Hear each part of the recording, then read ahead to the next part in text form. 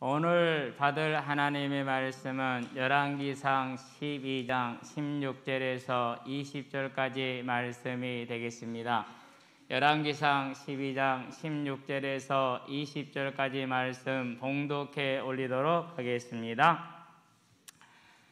온 이스라엘이 자기들의 말을 왕이 듣지 아니함을 보고 왕에게 대답하여 이르되 우리가 다윗과 무슨 관계가 있느냐? 이새의 아들에게서 받을 유산이 없도다. 이스라엘아, 너희의 장막으로 돌아가라. 다윗이여, 이제 너는 네 집이나 돌아보라 하고 이스라엘이 그 장막으로 돌아가니라. 그러나 유다 성읍들에 사는 이스라엘 자손에게는 르호보암이 그들의 왕이 되었더라. 르호보암 왕이 역군의 감독 아도람을 보냈더니 온 이스라엘이 그를 돌로 쳐 죽인지라. 르호보암 왕이 급히 수레에 올라 예루살렘으로 도망하였더라. 이에 이스라엘이 다윗의 집을 배반하여 오늘까지 이르렀더라. 온 이스라엘이 여로보암이 돌아왔다 함을 듣고 사람을 보내 그를 공회로 청하여 온 이스라엘의 왕으로 삼았으니 유다 지파 외에는 다윗의 집을 따르는 자가 없으니라. 아멘. 원곡보다 더 나은 것 같아요.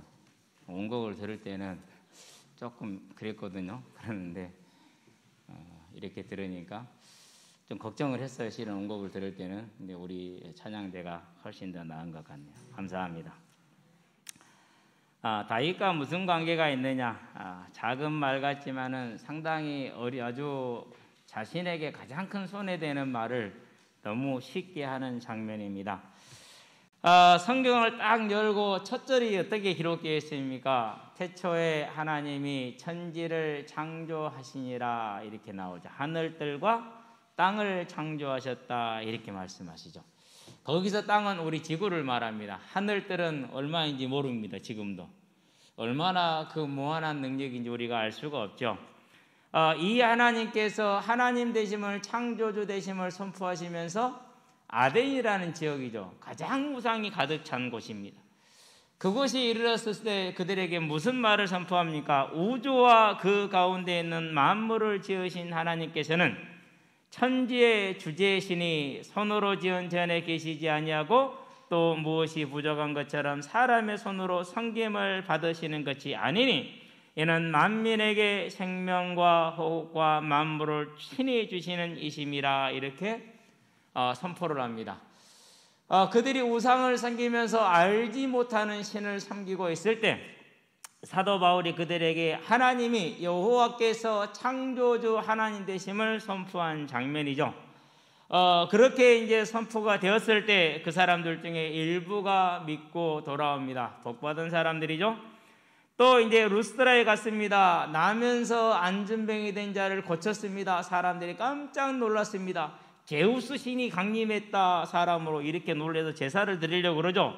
그럴 때 그들을 만류하면서 뭐라고 말씀하십니까? 하나님이 지나간 세대에는 모든 민족으로 자기들의 길들을 가게 방임하셨으나 그러나 자기를 증언하지 아니하신 것이 아니니 곧 여러분에게 하늘로부터 비를 내리시며 결실기를 주시는 선한 일을 하사 음식과 기쁨으로 여러분의 마음에 만족하게 하셨느니라 이렇게 말씀합니다. 저와 여러분들이 먹고 마시는 모든 것을 하나님이 주심으로 하나님께서 하나님 되심을, 창조주 되심을 증거하셨다라고 말하죠. 그러니까 이전 세대에 단 한 사람도 그가 이 땅에 태어나서 먹고 산 이상 뭘 하지 못합니까? 하나님을 부인할 수 없는 것이죠. 그래서 이 하나님이 하나님됨을 선포하는 이유는 무엇입니까? 사람의 본분이 하나님을 하나님으로 섬기는 것이기 때문에 하나님을 하나님으로 섬기라는 그 하나님의 간절한 명령이자 부탁이자 당부이기도 합니다. 그래서 하나님이 천지를 창조하시고 나서 창세기 2장에 보니까 1절로 3절에 뭐를 하십니까? 창조하신 것을 기념하셨어요. 기념해서 7째 날을 복되게 하십니다. 무슨 말이죠? 우리 같은 기념일을 갖죠. 뭘 기념한 거예요? 결혼한 사람은 결혼을 기념한 거죠. 자, 그날 안식일을 특별하게 구별함으로 뭘 하신 겁니까? 하나님이 창조주 되심을, 창조하셨음을 기억하게 하는 것이죠. 안식일은 다른 목적이 아니고 여호와가 창조주 되심을 매주 한 번씩 7일에 한 번은 기억해라 라고 하나님께서 우리에게 말씀을 하시는 것이죠. 결국 하나님이 우리에게 주신 모든 복을 경작하고 지키며 누리는 길은 어디에 있습니까? 하나님이 하나님 되심을 기억하고 그 하나님께만 예배하는 것에 있음을 하나님은 처음부터 지금까지 말씀을 하고 계시는 것이죠. 그래서 창세기 2장 16절에 모든 것 마음대로 먹어라. 그러나 17절에 선악을 알게 하는 나무 열매는 네가 먹지 말라. 네가 그것을 먹는 날에는 반드시 죽으리라. 뭐다와 같은 명령입니까? 안식일과 같은 명령이죠. 그래서 하나님이 하나님 되심을 기억하고 오직 심판자는 하나님이심으로 오늘도 하나님이 우리의 하나님 모든 걸 주관하고 계심을 기억하라는 명령을 내리는 것이죠. 그런데 이 명령에 누가 실패합니까? 그런데 이 명령이 안타깝게도 첫 사람이 실패합니다. 아담이라는 말은 사람이라는 뜻입니다. 아담이 실패를 했어요. 본인이 스스로 높아져 하나님이 되고자 했죠. 너희가 그것을 먹는 날에는 너희 눈이 밝아져 하나님과 같이 되어 선하게 알게 될 줄 하나님이 아심이라. 이 말에 먹음직도 하고 보암직도 하고 지혜롭게 할 만큼 지혜롭다. 지혜의 근본은 누굽니까? 하나님이죠. 본인이 하나님이 되고자 한 것이죠. 그 죄를 지금도 모든 사람이 짓고 있죠. 로마서 1장 18절에서 23절에 보니까 하나님의 진노가 불경건과 불의한 자들에게 임하는데 이유가 뭡니까? 하나님께서 만물을 통해서 그의 영원하신 신성과 능력을 보이셨는데 그들이 그것을 보고 하나님을 알았는데도 하나님을 영화롭게도 하지 아니하고 감사치도 아니하고 그를 섬기지도 아니하고 스스로 지혜 있다나 우준하게 되어서 썩어지지 아니할 하나님의 형상을 썩어질 사람과 짐수와 금수와 버러지 형상으로 바꾸었느니라. 이렇게 얘기를 합니다. 그래서 하나님의 진노가 임하는데 지금도 모든 사람들이 하나님을 알만한데 분명히 아는데도 불구하고 하나님을 하나님으로 섬기지 않죠. 이 죄가 모든 사람이 아담 때부터 지금까지 짓고 있는 죄입니다. 중요한 것은 이 죄 가운데서 하나님이 저와 여러분을 콕 집어서 건지셨다라는 사실입니다. 선택적 구원이라고 얘기를 하죠. 저와 여러분은 이 사실을 감사하시게 되길 바랍니다. 그래서 모세에게 하나님이 말합니다. 모세가 이스라엘 백성이 금송아지 우상을 만들었을 때 저들을 용서하지 아니하려거든 그러면 저를 죽여주십시오라고 하나님 앞에 무릎 꿇고 부르짖습니다. 그럴 때 하나님이 그럽니다. 아주 단호하게 말씀하십니다. 나는 은혜를 베풀 자에게 은혜를 베풀고 내가 긍휼히 여길 자를 내가 긍휼히 여긴다. 너는 조용히 하고 있어라. 이렇게 얘기를 합니다. 무슨 말입니까? 하나님이 하나님 되시기 때문에 구원할 자는 죄 중에서 구원하시지만은 구원하지 않을 자는 죄 중에 그대로 내버려 두시는 것입니다. 그러면은 저와 여러분 오늘 보는 장면이 무슨 장면입니까? 12 이스라엘 지파 중에서 10지파가 다윗과 무슨 관계가 있느냐? 이세 아들에게서 받을 유산이 없도다면서 하나님을 떠납니다. 하나님께서 12지파 중에서 10을 버리시고 둘만을 잡아주신 것입니다. 저와 여러분이 동일한 죄악 가운데 있었는데 하나님이 우리를 특별히 뽑아주시고 나머지는 그대로 죄악 중에 내버려 두신 것을 볼 때 저와 여러분의 삶에 생명의 구원을 얻은 것, 하나님의 은혜와 주권으로 구원을 얻은 것을 언제나 감사하며 이제 하나님만을 섬기는 믿음의 삶에 승리하시기를 주의 이름으로 축원드립니다. 본론입니다. 하나님의 절대 주권입니다. 자, 하나님이 창세기 1장 31절에 보니까 모든 걸 지으신 다음에 보시기에 심히 좋았더라 이렇게 있어요. 누가 보시기에요? 하나님이 보시기에 심히 좋았더라. 그러니 얼마나 만물이 아름다웠겠습니까? 요즘 가을이죠. 예, 만물이 아름답죠. 호반 공원에는 한 2주 전에 절정이었어요. 단풍이. 작년에는 단풍이 드는 듯 마는 듯 나뭇잎 다 떨어졌는데 올해는 단풍이 아주 예쁘게 들었어요. 잠깐 추울 때 한 주간 추웠잖아요. 시즌 3주 전에 그때 단풍이 예쁘게 들었는데 그거 하나만 보더라도 그 이파리 하나만 보더라도 참 신기하죠. 우리로서는 감히 상상할 수 없고 색도 낼 수 없어요. 그러니까 하나님 보시기 심히 좋았다는 거 얼마나 아름다웠겠습니까? 그런데 이 하나님이 지으신 모든 아름다운 피조물들 중에서 천사가 타락함으로 하나님을 대적하여 스스로 하나님이 되고자 했죠. 이사야서 14장 12절 14절에 보니까 스스로 높여 내가 지극히 높은 자의 자리와 동등하게 하리라, 그의 위에 올라가리라, 이렇게 얘기를 하죠. 그 타락한 천사가 누구를 속입니까? 첫사람을 아담을 속여서 그도 또한 타락하게 합니다.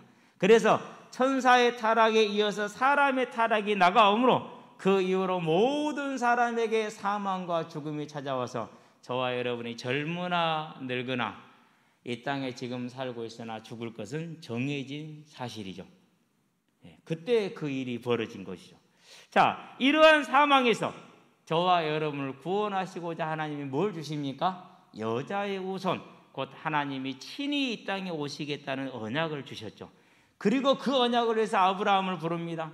아브라함의 후손 중에서 12지파 중에 유다 지파를 택했습니다. 그 중에서 다윗의 집을 택했습니다. 이새의 집을 택하였습니다. 그리고 솔로몬을 다윗의 후계자로 세웠습니다.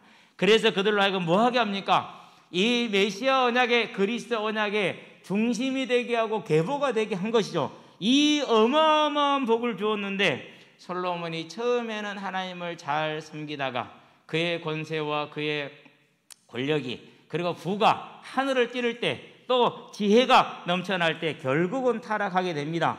그래서 하지 말라는 죄는 다 짓습니다. 제일 큰 죄가 뭡니까? 우상 숭배하지 말라. 자여선 3, 4대까지 벌을 주겠다는데 끄떡하지 않고 우상 숭배를 합니다. 거의 30여 년을 버팁니다. 하지 마라 하는데 30년을 버티고 해요. 우리는 열왕기상 3장 14절을 주목해야 됩니다. 하나님이 복에 복을 더하여 주시면서 우상 숭배하지 마라, 이렇게 말씀하십니다. 이미 시작이 됐거든요. 애굽의 공주를 왕비로 맞아 들임으로 솔로몬의 마음속에서 이미 우상이 시작이 됐어요. 자, 그런 다음에 하나님이 금하신 게 뭡니까? 출애굽기 34장 16절에 신명기 7장 3절 4절에 열왕기상 11장 2절에 이러한 족속들과는 뭐 하지 말라 하셨는데, 결혼하지 말라 하셨는데, 통혼하지 말라 하셨는데 솔로몬이 안 지켰어요. 무려 1000명이에요. 왕족이 700이고 그리고 여자 기준으로, 예쁜 것만 기준으로 300명이라. 그래서 왕비가 700이요 후궁이 300이라 이렇게 얘기를 했어요. 다 이방 여인들이요. 그리고 그 여인들을 예루살렘에 두면서 예루살렘 전역에다 신당을 지었어요. 그리고 그 신당에서 함께 우상을 숭배했어요. 그 우상의 내용을 보면 가히 입에 올리기도 어려울 만한 타락한 모습들이죠. 그걸 솔로몬이요 오랫동안 지속을 해요. 그래서 성전을 건축했을 때도 하지 말라고 그럽니다. 열왕기상 6장 12절이죠. 13년 후에 왕궁을 건축했을 때도 하지 말라고 다시 크게 말씀하십니다. 9장 1절로 9절이죠. 그런데도 솔로몬이 들어요, 안 들어요? 안 들어요. 누구와 비슷하죠? 사무엘상 15장 22절 23절에 보니까 거역하는 것은 점을 치는 죄와 같고 완고한 것은 사신 우상에게 절하는 죄와 같으니이다. 왕이 여호와의 말씀을 버렸으므로 여호와께서도 왕을 버려 왕이 되지 못하게 하셨나이다 라고 사무엘이 안타깝게 하는 게 사울이죠. 그 사울의 죄와 동일한 훨씬 더 심각한 죄를 솔로몬이 짓고 있는 겁니다. 그것만이 아닙니다. 왕에게 주어진 명령이 두 가지가 더 있습니다. 은금을 많이 두지 말라. 근데 은과 금을 길바닥에 돌처럼 하겠습니다. 마병을 많이 두지 말라. 그런데 마병을 많이 뒀습니다. 솔로몬의 마병은 병거가 1400대요. 그리고 마병이 12,000명입니까? 유일하게 이스라엘 왕들 중에서 이 규모가 나오는 왕이 아마 솔로몬 왕일 겁니다. 그러니까 백성들로부터 시작해서 왕으로 지켜야 될 모든 것도 하나도 지키지 않고 다 어긴 겁니다. 자, 그럼 여기서 우리 생각해 봐요. 그 모든 신당이 다 어디에 있었죠? 예루살렘에 집중되어 있었어요. 1000명의 이방 여인들이 섬기는 신당이 예루살렘에 집중되어 있는 겁니다. 자, 그러면은 가장 우상을 많이 섬기는 지역이 어디죠? 지금 예루살렘이죠. 그러니까 예루살렘의 백성들뿐만 아니라 왕이 우상을 섬기고 있으니 이스라엘 백성들이 우상을 섬기겠어요? 안 섬기겠어요? 섬기죠. 그래서 솔로몬 왕과 함께 이스라엘 백성 전체가 뭐 한 거죠? 지금 우상 숭배로 타락에 빠져버렸어요. 그래서 하나님께서 솔로몬에게서 10개의 지파를 뺏어가는 것은 솔로몬에게도 징계이기도 하지만은 이스라엘 백성을 향한 징계와 경고를 함께 지금 담고 있는 것이죠. 그래서 이스라엘 백성도 그렇게 함께 죄를 범합니다. 다 똑같이 죄를 범했고 제일 많이 죄를 범한 데가 어디라고요? 예루살렘이요. 예루살렘 성읍들이 제일 크게 죄를 범하죠.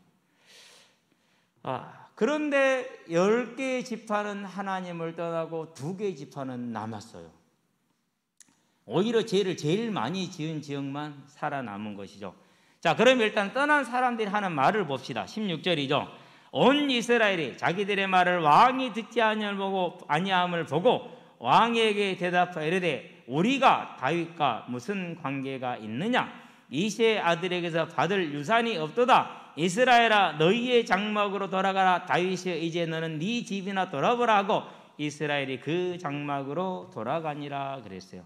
이 모습을 자세하게 보면은 불경건과 불의가 가득 차 있어요. 먼저 불경건을 볼까요? 자, 우리가 다윗과 무슨 관계가 있느냐? 이 말은 내가 하나님과 관계없다라는 말하고 같은 말입니다. 왜 같은 말이죠? 다윗을 기름 부은 게 다윗이 하나님 저 기름 부어주세요. 이새가 하나님 우리 아들 기름 부어주세요. 이렇게 기름 부었습니까? 아니면 하나님께서 주권적으로 택하여서 다윗에게 기름을 부으셨습니까? 하나님이 부은 것이 다윗이 부은 게 아니에요.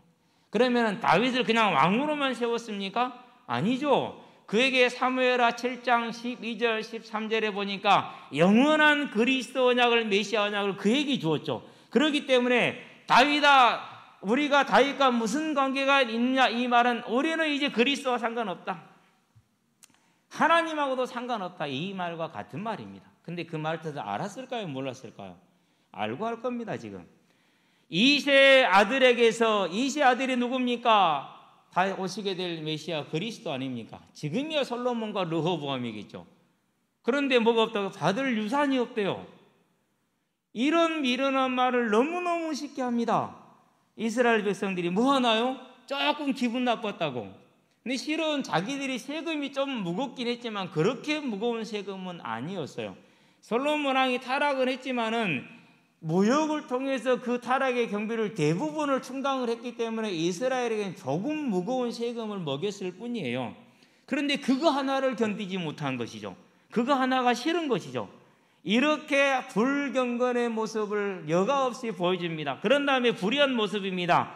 다윗과 왜 관계가 없습니까? 사울이 전쟁을 나갔습니다. 사무엘상 13장이죠.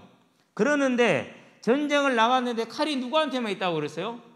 사울과 요나단에게만 칼이 있다고 그랬어요. 칼이 아무도 없어요. 왜 칼이 없죠? 이스라엘은 뭐가 없었어요? 대장장이가 없었어요. 블레셋이 이스라엘의 대장장이를 하나도 남기지 않았어요. 그 말은 무슨 말입니까? 이스라엘 전역이 블레셋의 지배 아래에 있다는 소리죠. 그래서 보니까 13장 3절에 보면은 블레셋의 수비대가 어디에 있어요? 그게 이스라엘 경내 여러 곳에 지금 수비대가 있어요. 사무엘하 8장에 보고 10장에 보면은 다윗이 여러 곳에 수비대를 둡니다. 이방 지역에다가 정복지에다 두는 게 수비대거든요. 그러면 이스라엘이 누구의 정복 아래에 있다라는 거예요? 사무엘의 때도 그랬고 사울의 때도 그랬어요. 사무엘의 때는 조금 그 약탈이 잠잠해진 것이지 없어진 게 아니에요. 그러니까 사무엘의 때도 한 번도 독립을 못했고 사울의 때도 못했단 말이에요. 근데 누구 때 와서 합니까? 그걸 다윗 때 와서 했어요. 그래서 사울의 때나 사무엘의 때에도 추수기만 되면 블레셋 사람들이 올라오고 아람 사람들이 내려오고 모압 사람들이 올라와서 이스라엘에서 약탈을 해갑니다. 그 고난의 시기를 끝낸 게 누구예요? 그게 다윗이에요. 그런데 다윗에게 관계가 없다고요? 뭔 그런 거짓말을 합니까? 뭐 오래된 일이니까 잊어버려도 된다는 얘기입니까? 그런 건 아니죠. 그건 사람이 할 일이 아니죠. 그래서 사무엘하 8장 10장에 보면은 주변의 모든 이방 민족들을 블레셋을 포함해서 다윗이 전부 다 어떻게 해서 이스라엘로 복속을 시켜놨어요. 그래서 그들에게 조공을 받게 했어요. 그러면 그 조공이 누구한테 혜택이 갑니까? 결국은 이스라엘 백성들한테 혜택이 가는 문제이죠. 그런데도 불구하고 그 은혜를 뭐했어요? 헌식작처럼 버렸어요. 그런 다음에 솔로몬 초기에 열왕기상 4장 20절 21절에 보니까 이스라엘 역사에서 딱 한 번 나오는 단어예요. 그들이 감람나무 포도나무 아래서 뭐 했더라? 평안하게 지냈더라. 그러니까 번성과 풍성과 강성이 왔던 시기는 솔로몬의 시기 전반기예요.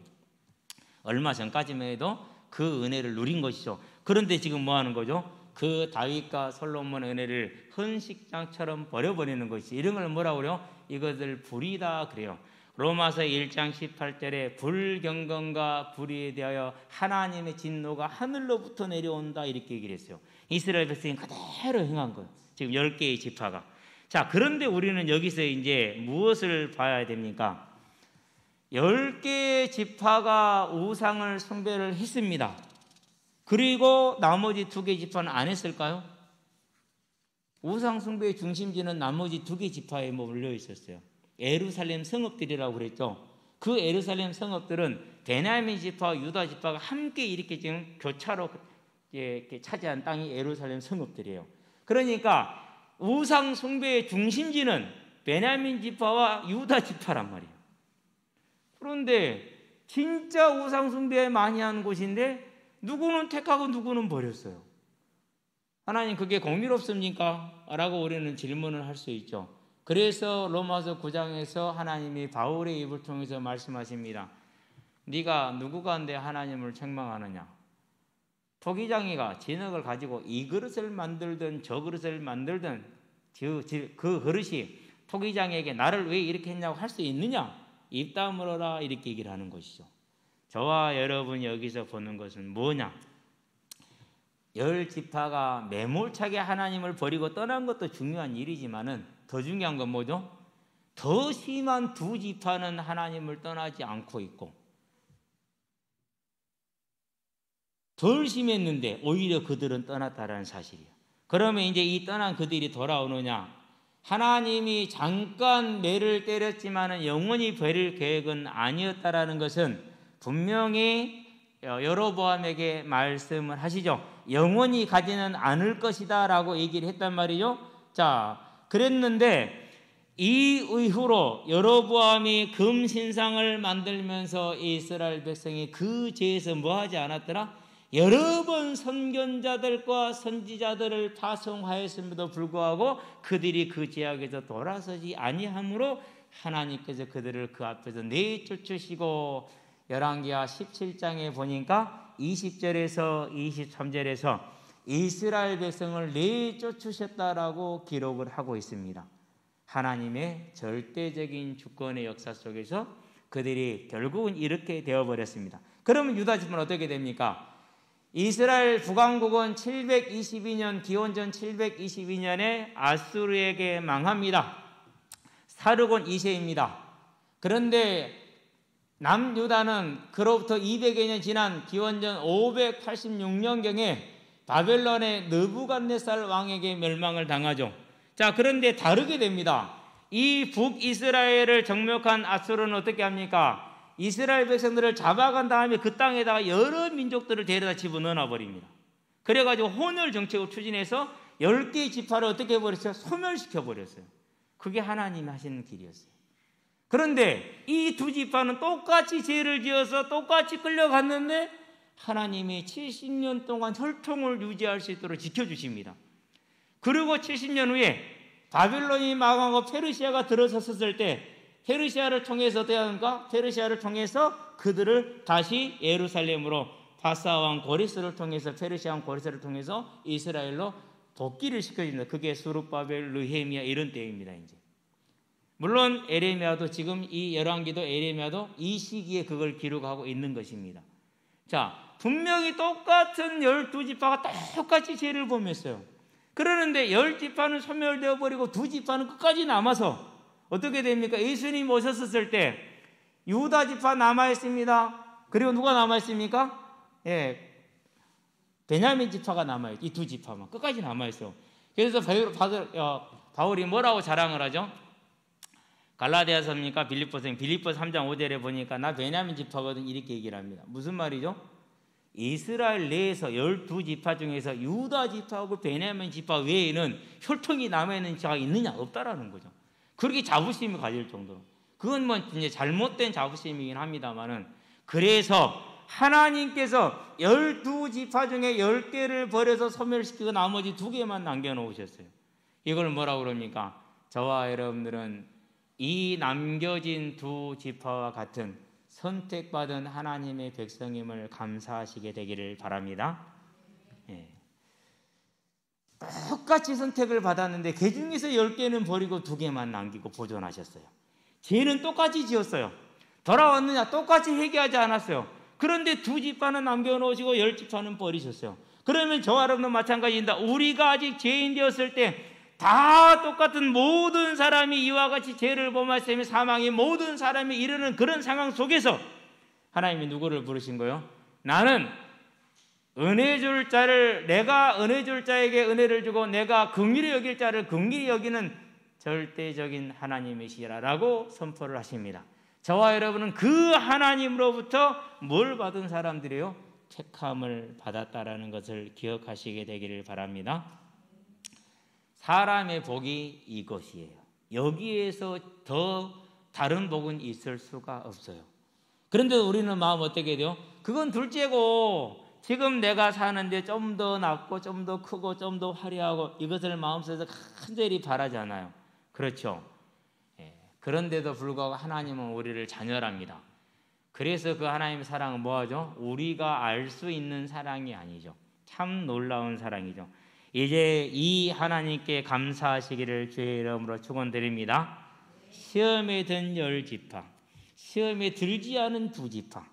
그래서 마태복음 6장 13절에 우리 주님께서 우리에게 기도를 가르칩니다. 뭐라고 가르칩니까? 저와 여러분들에게 우리를 시험에 들게 하지 마시옵고 다만 악에서 구하옵소서. 무슨 뜻이죠? 내 힘과 노력과 애써서 되는 게 아니고 그분께서 우리를 택하시고 우리를 세우셨으니 오직 주님에게 내 모든 것이 있사오니 주님 나를 긍휼히 여기사 시험에 들게 하지 말아 주시옵소서라고 우리로 기도하게 하신 것이죠. 이제 온전히 감사하며 하나님 앞에서 매일 매 순간마다 감사의 기도로 시험에 들게 하지 마옵시며 다만 악에서 구하라는 이 하나님의 기도, 하나님 우리에게 가르친 이 기도를 통해서 하나님의 은혜를 충만하게 누리시게 되길 바랍니다. 결론입니다. 생명의 성령의 법입니다. 하나님의 절대 주권입니다. 그게 뭡니까? 그게 성령의 법, 곧 하나님의 법입니다. 성령의 법이니까 곧 하나님의 법이죠. 무슨 법입니까? 살려주는 법입니다. 그래서 하나님께서 열면은 닫을 자가 없습니다. 닫으면은 열 자가 없습니다. 절대 주권의 하나님입니다. 이 절대 주권의 하나님께서 뭐라고 말씀하십니까? 만일 그런즉 이 일에 대하여 우리가 무슨 말하려? 만일 하나님이 우리를 위하시면 누가 우리를 대적하리요? 라고 하나님께서 선포를 하고 계십니다. 이게 하나님의 법, 생명의 성령의 법, 저와 여러분의 신분인 것입니다. 하나님이 나를 택하셨으니까 누가 저와 여러분을 이 하나님의 손에서 뺏어갈 수가 있느냐? 없다라는 사실입니다. 야곱아, 두려워하지 말라. 내가 너를 창조하신 여호와께서 이제 말씀하시느냐? 야곱아, 두려워하지 말라. 너를 조성하신 이가 이제 말씀하시느냐? 너는 뭐하지 말라? 두려워하지 말라. 내가 너를 구별했고 내 백성으로 삼았다. 이렇게 얘기를 하십니다. 구별했다고 얘기를 하십니다. 저와 여러분이 하나님으로부터 선택을 받은 것입니다. 그래서 로마서 9장 16절에 원하는 자로 말미암은 게 아니다. 다른 박제라는 자로 말미암은 것도 아니다. 오직 하나님께로 말미암은 것이 저와 여러분이라고 말씀을 하고 있는 것입니다. 이걸 가르쳐서 뭐라고 그럽니까? 이게 하나님의 법, 성령의 법이고 생명의 법입니다. 이걸 가르쳐서 성도의 확신이라고 그럽니다.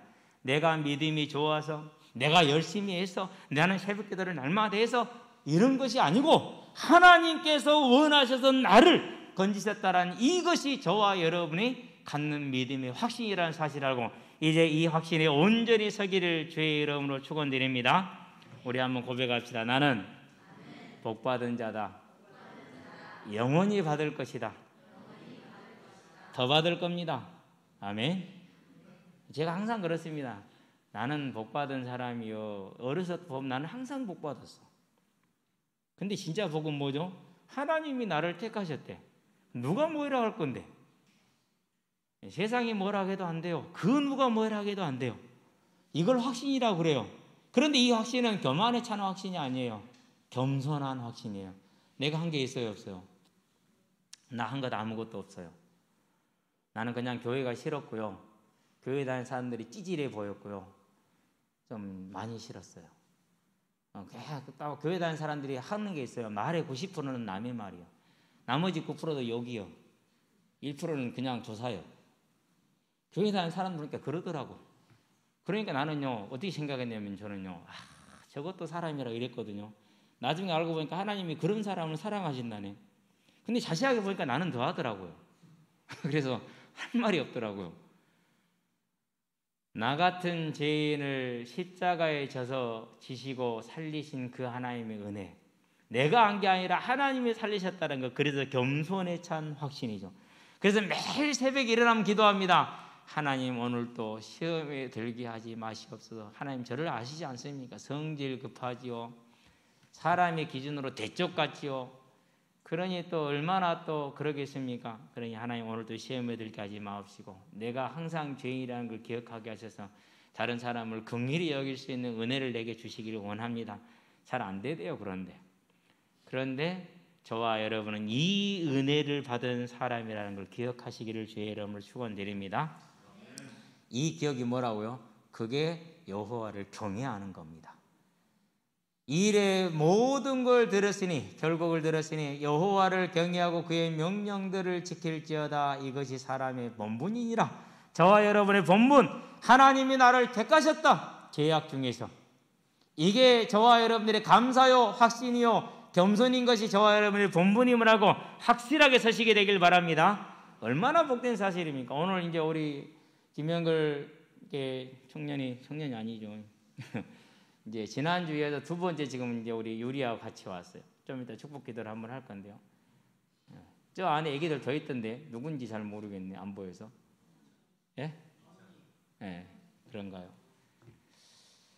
감사하죠. 왜 감사합니까? 뭐 저희들이 뭐 한 거 있어요? 아무것도 없잖아요. 유리가 뱃속에서 뭐 했어요? 한 거 없어요. 근데 하나님이 선택하셨네. 근데 저는 유리보다 더 복 받은 것 같아요. 우리 엄마 아빠는 불신자였거든. 근데도 택했거든요. 저와 여러분, 이 확신에 서서 이제 남은 것은 하나입니다. 열 지파처럼 시험에 들지 아니하고 나머지 두 지파처럼 끝까지 하나님께 충성하는, 죽도록 충성하는 인생 되게 해달라고 하나님께 구하시기를 주의 이름으로 축원드립니다. 기도합시다. 살아계신 아버지 하나님, 이스라엘의 열 지파가 하나님을 부인하며 떠나가는 모습을 봅니다. 그들이나 남아있는 두 지파나 다를 것이 없는데 하나님께서는 그들을 떠나가게 하고 두 지파를 남기시고, 그와 같이 우리를 또한 죄악 가운데서 남기셔서 오늘 하나님을 알게 하며 하나님의 나라를 소망하게 하며 하나님께 감사하며 찬송하게 하신 것을 감사를 드립니다. 이제 이 감사가 더욱더 크게 하심으로 주께 돌아가는 그날까지, 주님 오시는 그날까지 오직 충성함으로 하나님의 나라를 위해서 일할 수 있도록 힘에 힘을 더하시고 은혜에 은혜를 더하셔 주시기를 그리스도 신 예수의 이름으로 기도합니다. 아멘.